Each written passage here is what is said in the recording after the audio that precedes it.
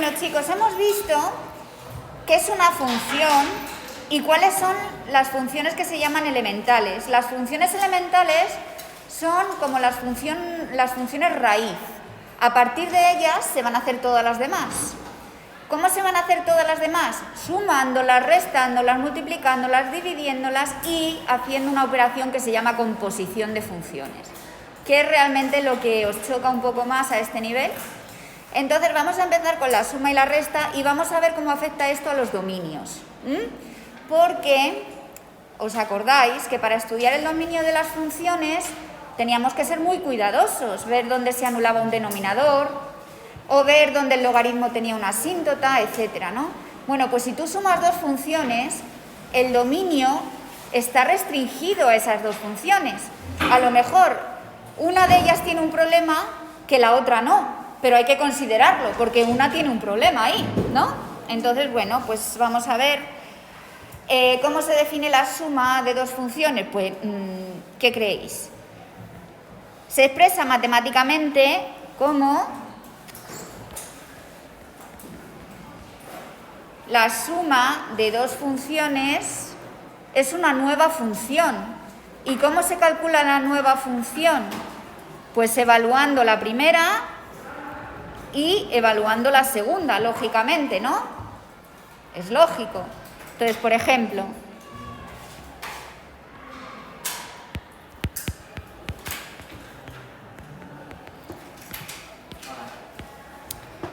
sea f de x igual a 1 partido por x menos 1, ¿no? Y sea g de x igual a logaritmo neperiano de x al cuadrado menos 3, ¿no? La función suma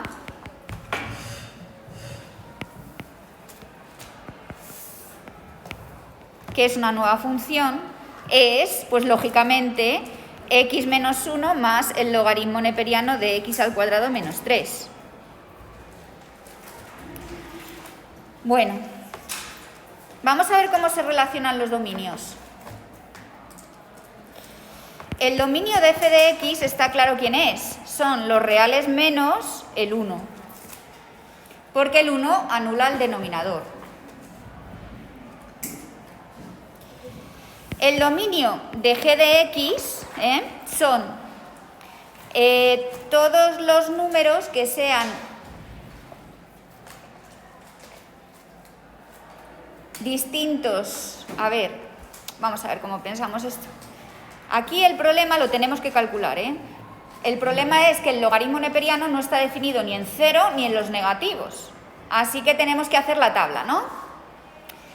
El logaritmo neperiano no está definido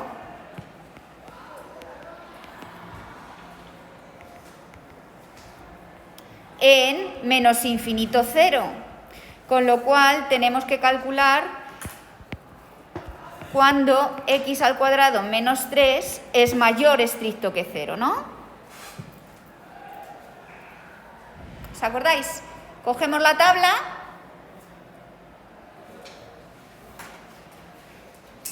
y entonces veo que como esto es una identidad notable, que todos habéis visto, ¿verdad? Todos, es la raíz de 3, x más la raíz de 3. ¿Lo veis o no lo veis? Una vez visto ya no se os olvida que la raíz se puede poner según te convenga para conseguir una identidad notable. Cuando tienes así dos cosas, pon un menos, Pues entonces, de menos infinito tenemos que vamos a menos raíz de 3, luego está raíz de 3 y luego vamos a infinito, ¿no? ¡Pum! Genial. Aquí tenemos un factor, aquí tenemos el otro factor. La raíz de 3 es 1 y pico, porque daros cuenta que la raíz de 4 es 2, ¿no? Entonces la raíz de 3 va a ser más pequeño que la raíz de 4, que es 2. Con lo cual, yo puedo coger aquí perfectamente el menos 2 y no calcular nada más. Aquí voy a coger el 0, que sabéis que es muy apañado él, y aquí voy a coger el 2.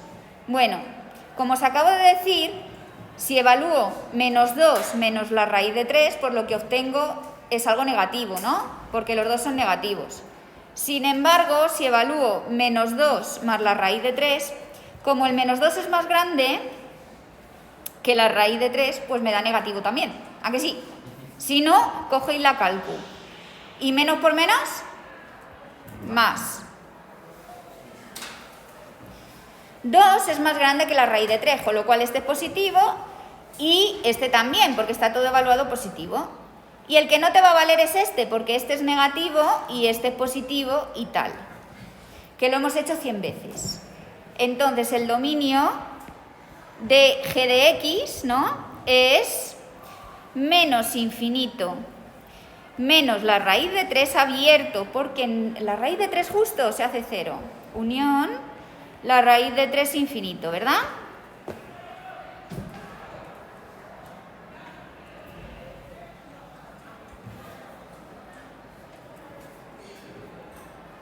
Bueno, y la pregunta natural es, ¿quién es el dominio de f más g de x?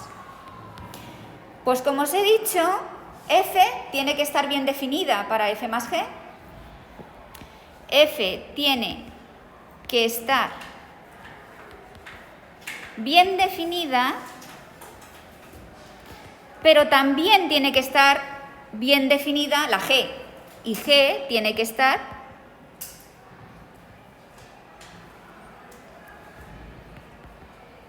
bien definida.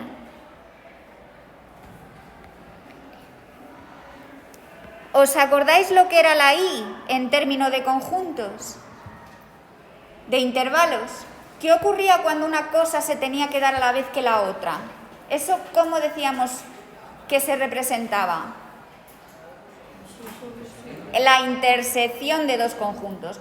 Las dos cosas ocurren a la vez, con lo cual tengo que intersecar esos conjuntos para ver cuál es el dominio total. Entonces, cojo aquí y voy a hacer aquí un 0 y voy a poner aquí el 1, ¿no? Hemos dicho que f no está definida en este, pero está definida en todo lo demás, ¿verdad? Así que como está definida en todo lo demás, pues cojo esto y cojo esto. ¿Sí? Ahora el g. Voy a poner el g arriba, ¿vale? Y entonces el g tenía que tener raíz de 3, que la voy a poner por aquí, sin llegar al 2, porque es un poco más pequeño, y luego voy a tener el menos raíz de 3 que va a estar por aquí. Y entonces el raíz de 3 era abierto y el menos raíz de 3 también era abierto, le hago un agujero, ¿no? Por aquí no estaba definida, pero por aquí sí y por aquí sí. Es decir, tenemos de ahí a ahí y de ahí a ahí y en el medio no hay nada. ¿Dónde están los dos colores? Los dos colores se dan aquí, ¿no? ¿Y eso cómo se representa? Pues entonces el dominio de f más g de x es desde menos infinito a menos la raíz de 3, unión, no, teacher, no, que hemos dicho que era, intersección, chun, de raíz de 3, infinito.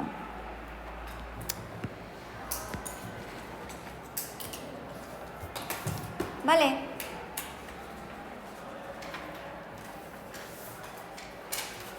Cuando multiplicamos es un poco más delicado, porque a veces al multiplicar se te van los problemas. Pero bueno, vamos a suponer que también es la intersección, ¿vale?, de los dominios. Entonces voy a definir lo que es el producto de funciones, que todo el mundo se lo espera, ¿verdad? ¿Qué va a ser el producto de dos funciones? Pues otra función de tal forma que se multiplican. Es que no tiene mucho sentido. A ver, definición, producto de F y G, pues va a ser, ¿qué? ¿Qué? ¿Que no lo has entendido? Claro, porque es unión. Claro. ¿Quién me lo puede explicar? Que ya lo he intersecado y me ha dado un intervalo por un lado y un intervalo por el otro, ¿no?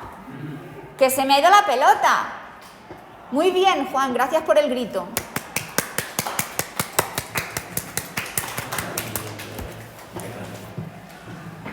Bueno, os habré perdido la mitad, pero no pasa nada. Entonces, el producto se define FG. Oye, mirad, ¿habéis visto lo pequeñito que he hecho el punto? ¿Veis el punto ahí pequeño? Vale. Es que cuando definamos la composición va a haber uno así.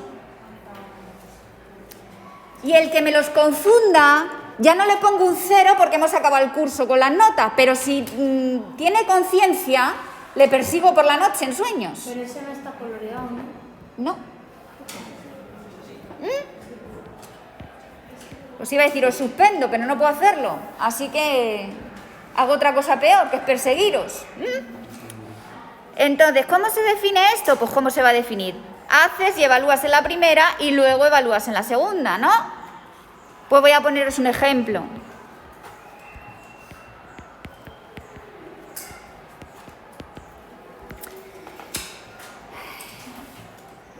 Sea f de x igual al coseno de 1 partido x menos 1. Ala, toma, profe, la he fastidiado.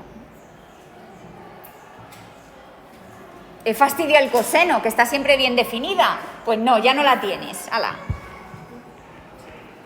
¡Qué mala! Venga. ¿Y g de x? ¿Quién va a ser? Pues voy a hacer... La tangente es... Uf, la tangente es así que tiene problemas de definición. X elevado a x. No, la tangente, que me ha gustado. Me ha gustado a mí la tangente, ya veréis. La tangente, que no la hemos estudiado nunca, de x. Ahí la tangente.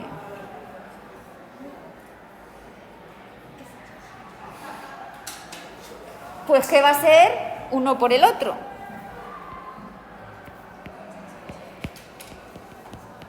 Es el coseno de 1 partido por x menos 1 por la tangente de x. Vamos a ver, teacher. El coseno está definido en todos los números reales, ¿verdad? Coseno de x está definido... No, tiene que estar entre 1 y menos 1. No, esas son las imágenes. Y eso se llama recorrido o imagen. Coseno está definido en R. Pero un coseno puede dar 3. Eso es la imagen. Tú misma te lo has dicho. ¿Cuál es el resultado de un coseno? En el momento que estás evaluando el coseno y te da un resultado, estás en la imagen. Pero tú al coseno le metes cualquier cosa y es lo que le metes lo que es el dominio. Lo que sale, el resultado, es la imagen. Y efectivamente, el coseno, sus resultados están entre menos 1 y 1. Pero le metes lo que quieras. Por eso está definido en R. Pero, ¿qué le ocurre a lo de dentro? Que no está definido en R. Tiene un problema en 1. Pero 1 partido por x menos 1, no. Ese está definido ¿en dónde? Pues como antes, ¿no?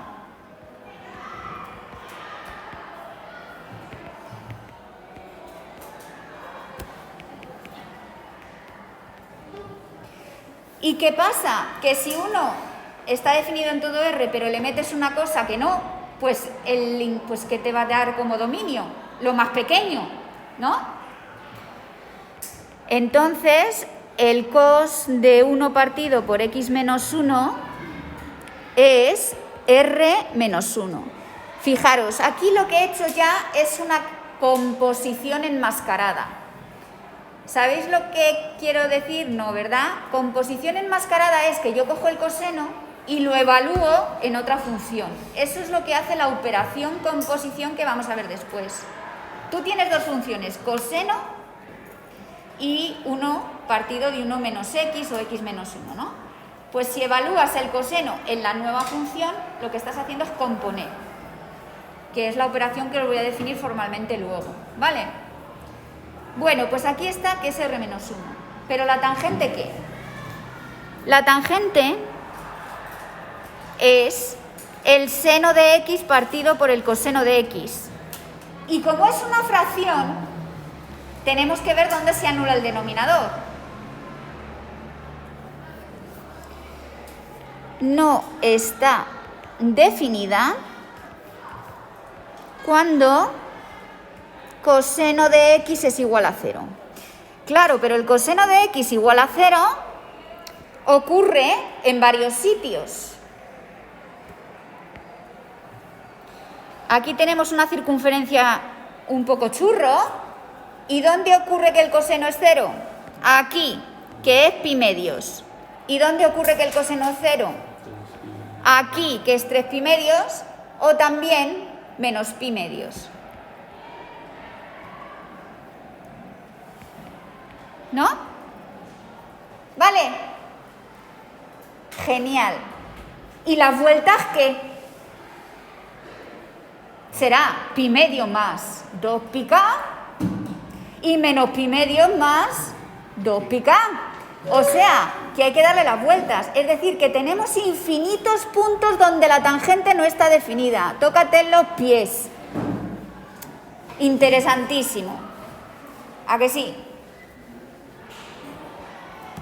X es igual a pi medios más 2 pi k, una vuelta, 2 vueltas, 3 vueltas, 4 vueltas, menos una vuelta, menos 2 vueltas, menos 3 vueltas, y x que es igual a menos pi medio de 2 pi k.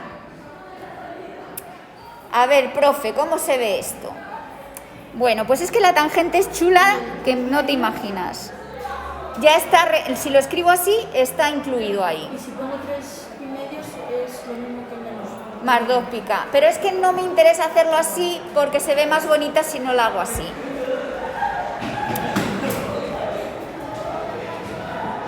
Pero a efectos prácticos sería lo mismo. Antes o después recorrerías el menos pi medios. Pues fijaros, yo tengo aquí el menos pi medios. Y tengo aquí el pi medios. Tengo aquí 1, 2, 3, 4, 1, 2, 3, 4. Tengo aquí el 3 pi medios, ¿vale? Seguiría para el otro lado y aquí que voy a tener el menos 3 pi medios, ¿no? Que son los puntos así que me van a dar problemas, ¿eh? Y aquí está el 0, entonces la tangente se ve así, fijaros.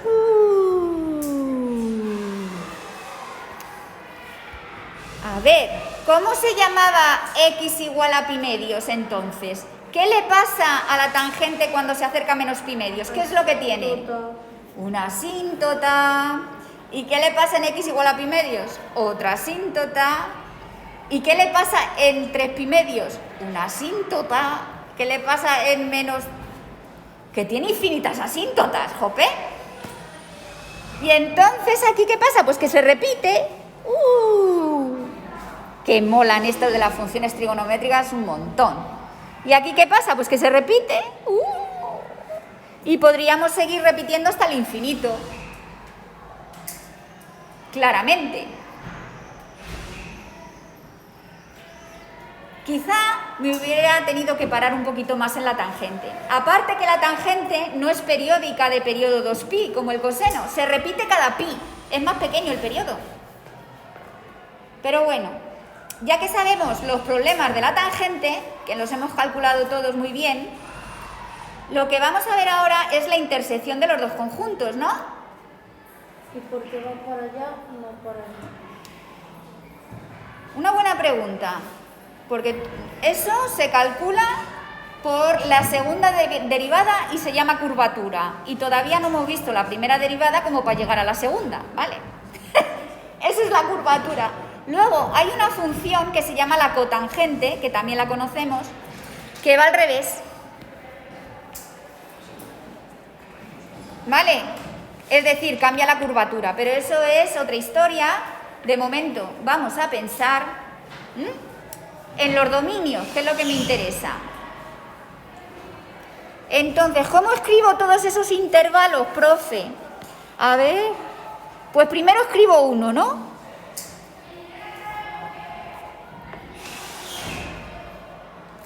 Entonces, el dominio de la tan sería menos pi medios, ¿verdad? Pi medios. Y fijaros lo que voy a hacer para indicar que es una unión infinita, pongo 2πk más 2πk y aquí lo que pongo es el símbolo de unión con k igual a 1 hasta infinito. Ah, que el 0 también me vale. Si le vais dando valores a la k, te va dando todos los intervalos que necesitas. Chun, chun, chun. ¿Qué líos estoy haciendo? Pues sí, esto mola mucho. Pero si K es 0, entonces no da vuelta. ¿Y qué? Pues tienes un primer intervalo. Tú estás definiendo estos trocitos. ¿Te das cuenta que estás definiendo este trozo? Si k es igual a 0, es ese trozo el que tienes. Si k es igual a 1, es este otro. Si k es igual a menos 1, será este. Pero no sumas nada, entonces. No suma porque es una unión. Estoy uniendo intervalos. Ah, digo, en el más 2 y K no sumas nada si K es 0. Que sí, que aquí... A ver, esto te dice que para k igual a 1 tienes un intervalo, para k igual a 0 tienes otro. Y los resultados los unes. Por ejemplo, si k es igual a 0, tú tienes menos pi medios. Si k es igual a 1, tú lo que tienes es pi medios, 3 pi medios, ¿no? Entonces, lo que te indica esa unión es que los unes. Haces pi medios, menos pi medios, unión.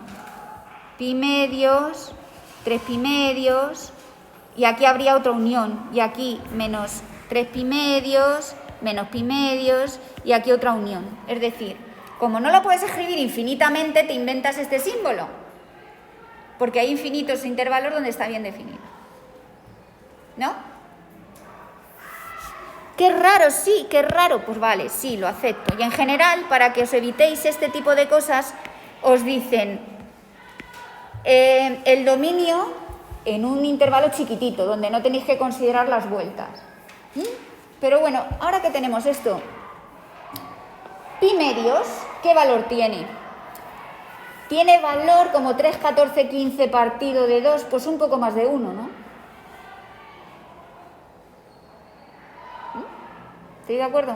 ¿Y por qué estoy haciendo esto? Porque es que no tenía esa función. Yo la función que tenía era el coseno de 1 partido por x menos 1 por la tangente, ¿no? Y efectivamente, chavales, este tiene un problema en 1. Yo lo que quiero saber es en qué intervalo está ese problema, ¿no? Y por eso estaba yo calculando que pi medios partido de 2 es 1 y pico. Total, ¿qué tienes? Los números reales, ¿no? Y aquí tienes la tangente, ¿sí? Y la tangente está definida, por ejemplo, en menos pi medios, ¿no? Pi medios, ¿sí? Eso lo voy a escribir así.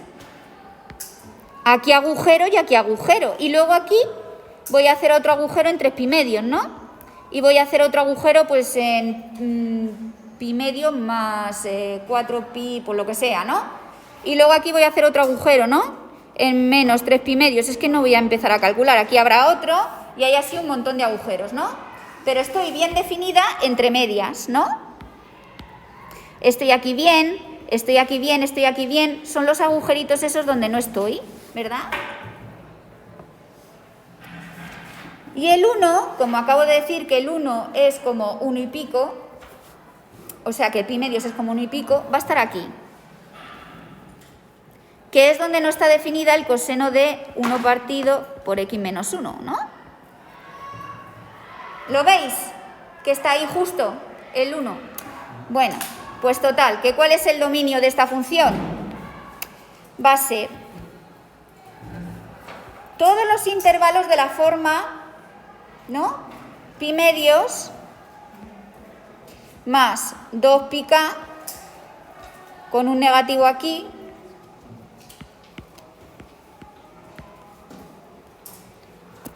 y pi medios más 2 pi k, ¿verdad? Y este de aquí, ¿cuándo ocurre? Cuando k es igual a 0, ¿verdad? Entonces lo que voy a decir es la unión desde k igual a 1, quitando el 0, que es donde tengo el problema, ¿no? Hasta infinito. Y ahora lo voy a unir, ¿veis que lo voy a unir con el de 0, donde está bien definida? Que es este trocito aquí y este trocito ahí, ¿no? Que sería menos pi medios hasta 1 y lo uno con 1 a pi medios. ¿Vale?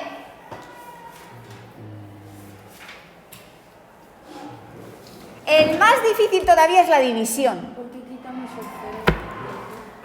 De aquí he quitado el 0 porque en 0 es menos pi medios. Y ahí es donde está el problema del 1. Le considero aparte. Quitas todo. Quitas todo el intervalo. Y lo pones. Y lo pones de otra manera para quitar ese 1 que me está molestando. Vale, pero no es que quites el intervalo 0, sino que lo pones aparte. Menos el 1. ¿Sí? ¿Habéis flipado? ¿Lo hacemos más difícil todavía con una fracción? ¡Sí! ¡Venga! División de funciones.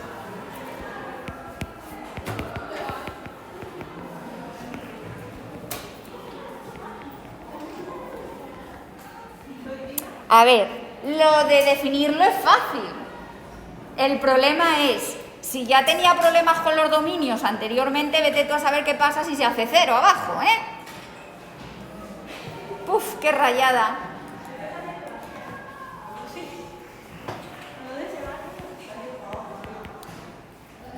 Pues bueno, se define f partido de g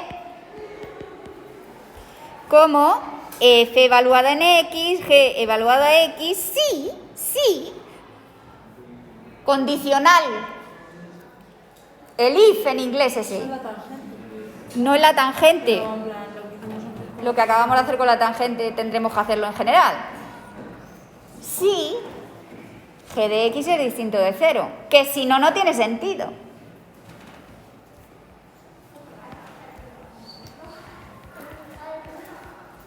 Ejemplo, profe, ejemplo.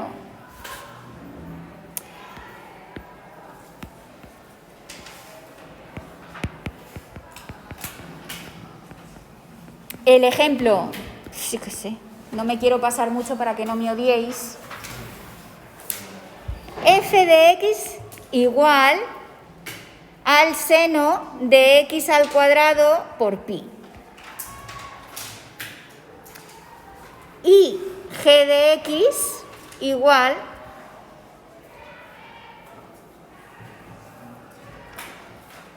a 8x al cuadrado menos 1. Bueno, pues a ver, el dominio de f son todos los reales, porque tú le puedes alimentar al seno con todo lo que quieras. Ahora, el dominio de g, pues también son todos los reales. Son todos. Pero sin embargo, cuando las divido, las estropeo. ¿Habéis visto que las estropeo? Los dos tienen dominio de los reales.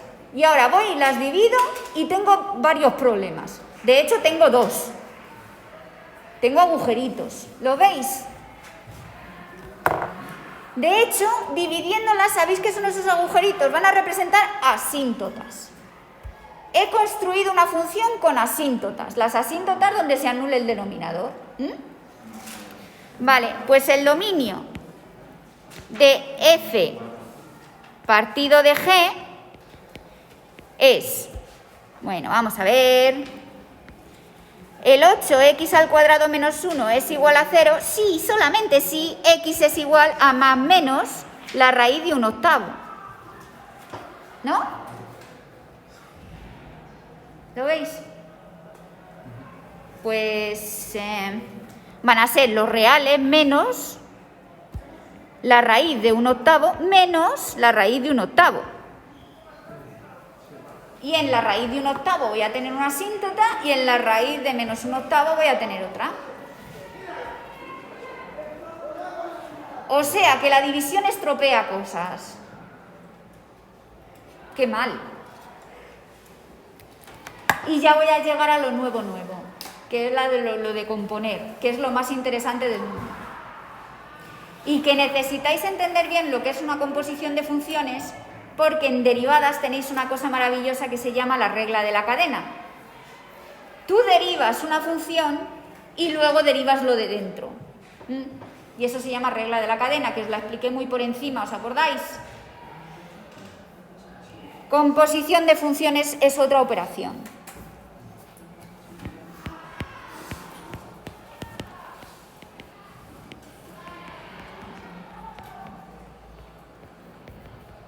A ver. Ziki. Con ánimo y alegría. Entonces, si tienes G compuesto con F, G compuesto con F, chavales, como bien observáis, está al revés. Si yo escribo la F primero, es que digo la G primero cuando hablo de ello. ¿Os habéis coscado? ¿Tú ves que aquí está la F? ¿Y qué te he escrito yo que se llama? G compuesto con F. Pues sí. ¿Y sabéis por qué? Porque la G se hace primero. Y luego le aplicas F. Por eso se dice G compuesto con F. Entonces esto es, primero hago G y luego la hago F. O sea, que al resultado de la G le hago F. Imagínense ustedes, mis chavales queridos,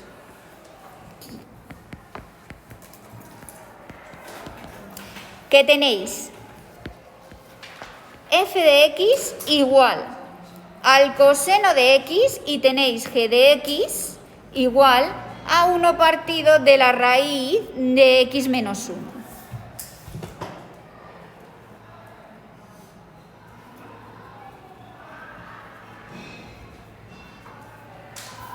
Voy a hacer g compuesto con f y voy a hacer f compuesto con g. G compuesto con f es, primero hago g, lo voy a poner aquí, primero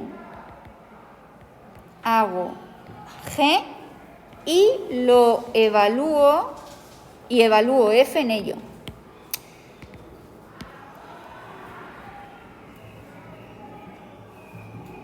Vale. Dice, tengo que evaluar a f en lo que me haya dado g, ¿no? Que es 1 partido por la raíz de x menos 1. O sea que mi nueva variable es eso. Y ahora, donde viene la x, en f, tengo que poner todo ese rollo. Es el coseno de paréntesis 1 partido por x menos 1. ¿Lo entendéis? Es como si fuera tu nueva variable. Ahora, ¿sabéis lo que os viene muy bien? Recordar que yo os di a una función como una ley que seguía, ¿no? Entonces, la ley de f era hacer el coseno de lo que pusieras dentro. Era la ley de f. Entonces, lo que yo estoy haciendo es, aplico al coseno lo que le pongo dentro. Por eso os dije, no os aprendáis las cositas con x, porque la x es simplemente una ley que sigues. La tenéis que abstraer y le puedes poner cualquier cosa dentro. ¿Os acordáis que lo expliqué? Bueno, f. Primero hago f. A g la voy a evaluar en coseno de x. ¿Y eso qué me da? 1 partido por la raíz de coseno de x menos 1. No es lo mismo.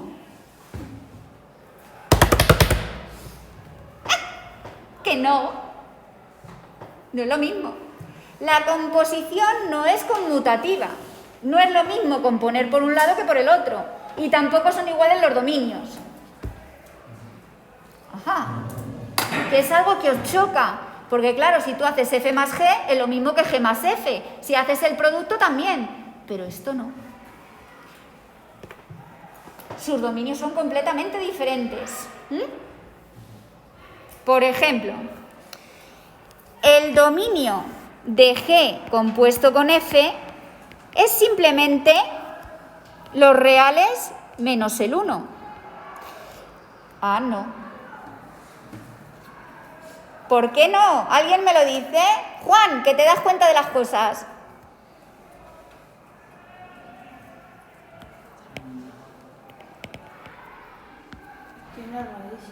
Es que hay una raíz, entonces hay que quitar también los negativos, no solamente el 1.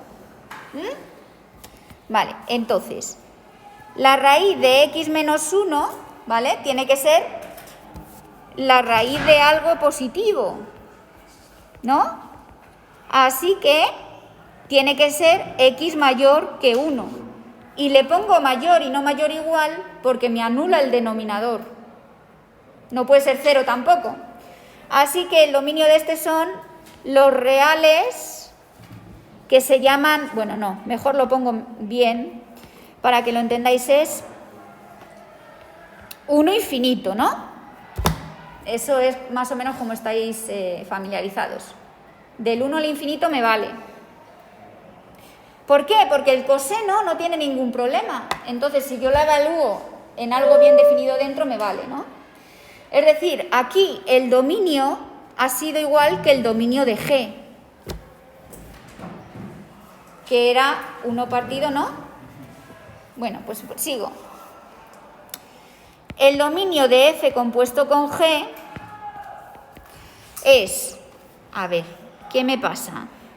Primero, el coseno de x menos 1 tiene dos restricciones ahora, ¿no? Ni puede ser 0, ni puede ser negativo. El coseno de x menos 1 tiene que ser mayor que 0. Así que el coseno de x, ¿quién es? Y no es tan fácil esta respuesta.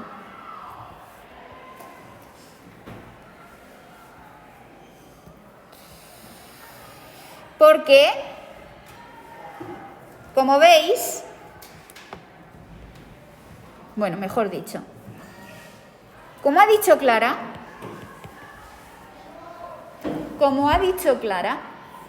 ¿cuánto vale el coseno como mucho? 1 y menos 1. Claro.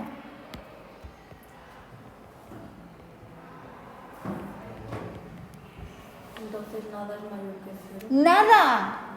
No existe esta función, esto no está bien. Esta función no puede ocurrir. ¿Por qué? Porque siempre te da negativo lo de dentro. 0, tampoco sirve. No puede ocurrir, ¿vale? Porque coseno de x menos 1 siempre sería negativo. O 0. O 0, pero tampoco me vale el que sea 0, ¿no? Así que fijaros si hay diferencia entre una cosa y otra. Una estaba definida en un intervalo bastante contundente y la otra en ninguno.